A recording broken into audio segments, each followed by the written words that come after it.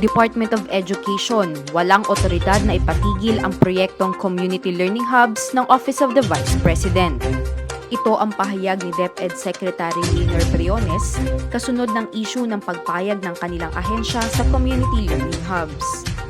Wala kaming otoridad na patawan ng parusa or anuman ang OVP dahil wala yan sa aming mandate sa Department of Education.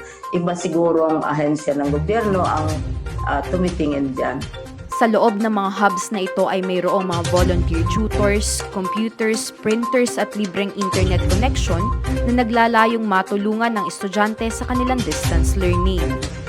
Matatanda ang kamakailan ay inilabas ng tanggapan ni Vice President Leni Robredo ang sulat mula sa DepEd kung saan tinawag nitong good initiative ang nasabing learning hubs na siya namang pinabulaan ng Briones. Sinasabi namin walang partnership, walang pinirmahan, walang agreement, exchange of letters, exchange of opinions na provided naman ang Office of the President, ang PMS at saka ang Executive Secretary ng kopya ng mga sulat na ito.